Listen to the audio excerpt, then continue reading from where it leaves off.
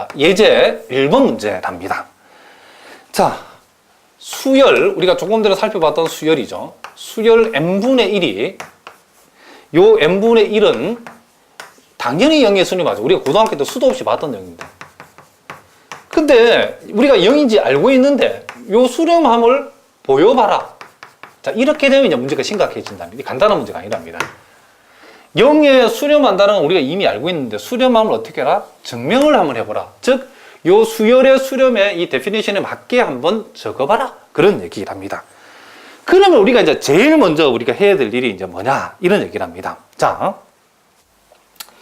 요 놈을 우리가 n이 k보다 크거나 같다 해도 되고, 요 놈 대신에 우리가 그냥 n이 k보다 크다라고 해도 상관없다. 그죠? 어느 쪽을 써도 상관없다. 이런 얘기를 합니다. 그럼 우리가 먼저 n이 k보다 크다인 이 모든 자연수, 자, 이렇게 적습니다. 자연수 n에 대하여 n이 k보다 크다인 모든 자연수, 요놈은 크거나 같다 해도 상관없다 그랬죠. n에 대하여 제일 먼저 해야 될 일은 우리가 뭐냐면, 지금 이제 요 틀에서 우리가 제일 먼저 요 틀에서 뭐하고 뭐를 우리가 엡실론과 n을 엮는다 그랬죠. 그럼 요 틀이라는 것은, 여기서 말하는 요 틀이라는 것은 뭐냐? 자, 요 xn에 해당되는 게 여기서는 n분의 1이죠. n분의 1이고 여기 오는 것은 요 x라고 하는 것은 그놈의 극한값, 유니 극한값 우리 0인지 알고 있답니다. 극한값을 가져오고 요렇게 요놈을 엡실론보다 작다라는 요 식에서 n하고 뭐하고, 지금 선생님이 뭐라 했죠? n과 먼저 n과 엡실론을 엮는다 그랬죠. 그럼 여기에서 n과 엡실론을 엮기 위해서는 우리가 요놈을 요렇게 한 번 더 적으면 되겠죠. 어떻게? 우리가 절대값 n분의 1 빼기 제로라고 썼지만은 사실상 요놈은 그냥 n분의 1과 똑같죠. 그런데 우리가 요 n분의 1 빼기 0의 절대값이 요놈이 엡실론보다 뭐하다? 우리가 작다라고 우리가 이렇게 적어주는 거죠. 요게 정리하기 위해서는. 그럼 우리가 지금 요놈을 엡실론보다 작다라고 했는데 우리가 n과 엡실론을 엮는다는 그 의미는 요놈이 곧 n분의 1이기 때문에 여기서 n분의 1하고 엡실론이 뭐한다? 지금 엮인다. 이런 얘기를 합니다. 무슨 말인지 알겠죠? 그러면 여기에서 그러니까 스님이 좀 살짝 한 번 더 얘기를 해보면, 지금 n이 k보다 크다인 모든 자연수 n에 대해서 n분의 1 빼기 제로의 절대값이 엡실론보다 작다를 한 번 더 적어 보겠습니다. 요 놈을 만족하는 뭐가? 그렇죠. 자연수 k가 존재함을 보이면 되는 거죠. 존재함을 보이면 된다. 자, 여러분들 기초가 약한 학생들을 위해서 선생님이 조금 더 자세하게 한번 설명해 보고 잘 보시기 바랍니다. 지금 우리가 요 형식에 맞추어 정리한다는 것은, 자, 임의의 양수 엡실론에 대해서 요 말은 제가 선생님 생략했답니다. 사실 그 말도 원칙적으로 써야 되는데, 자, 임의의 양수 엡실론에 대해서 n이 k보다 크다인 모든 자연수 n에 대해서, 우리가 요게 xn이고 요게 수렴하는 값이 x죠. 그쵸?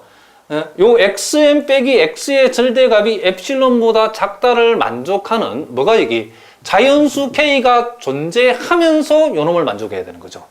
그럼 우리가 요놈을 먼저 적어놨는데, 임의의 양수 엡실론에 대해서 n이 k보다 크다인 모든 자연수 n에 대하여 xn 빼기 x의 절대값이 엡실론보다 작다를 만족하는 뭐가?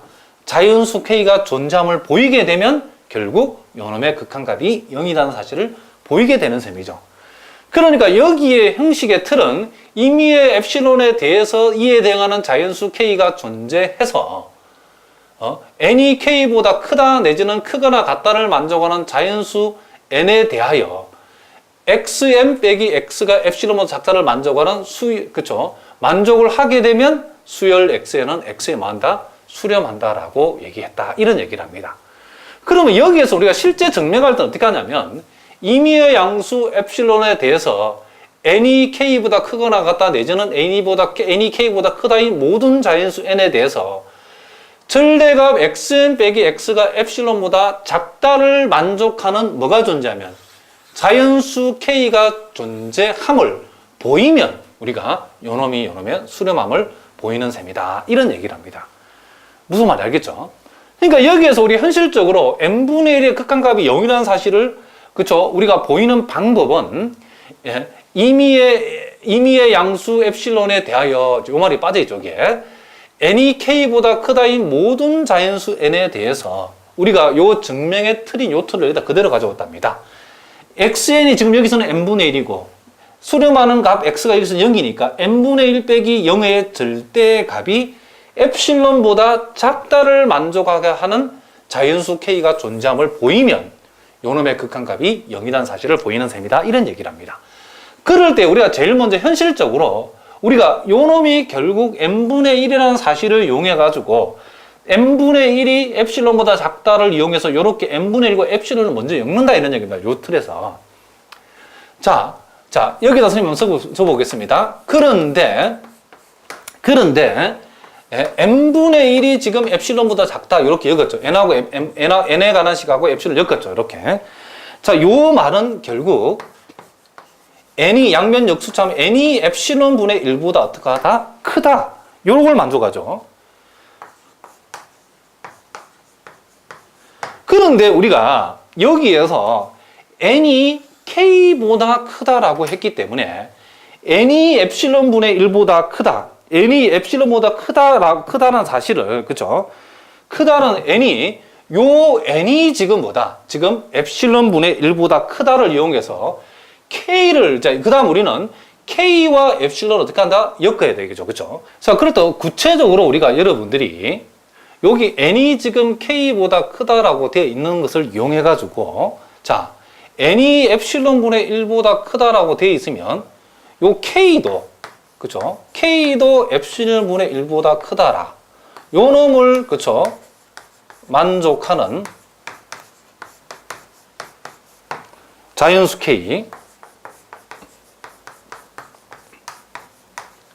k를 우리가 어떻게 한다? 택한다라고 여러분이 이렇게 적어버리면 된답니다. 그러면 선생님이 갑자기 n이 엡실론보다 크다라는 사실에서 왜 k도 엡실론분의 1보다 크다라고 엮었는가? 그러니까 요 행님이 엡실론분의 1보다 크다라고 나오니까 요 동생인 k도 엡실론보다 크다를 엮었는데 그 이유는 요놈 때문에 그렇게 엮었답니다. 그럼 그 이유는 이제 선생님이 요거를 좀 더 여러분들이 이제 전개를 해보면 알 수 있죠. 자, 우리가 지금 k를 엡실론분의 1보다 큰 값에서 자연수 k를 만약에 선택을 했다라고 하면 어떤 일이 벌어지냐면 이런 일이 벌어진답니다. 지금 우리가 보이고자 하는 것은 절대값 n분의 1 빼기 제로라고 하는 값이 엡실론보다 작다는 사실을 보여야 되는 거죠. 그런데 자, 즉 요놈이 지금 성립함을 우리가 자연수 k 값을 그쵸? 선택을 했는데 뭐가 성립하도록? 요놈이 성립하도록 자연수 k 값을 우리가 선택을 해야 된다는 얘기죠. 그런데 우리는 지금 여기서 k가 엡실론 분의 1보다 크다를 만족하는 자연수 k를 우리가 택했다라고 말했답니다. 그러면 이렇게 택하게 되면 어떤 일이 벌어지냐면 이렇게 택했을 때 요놈이 우리가 성립한다는 걸 보여줘야 되겠죠.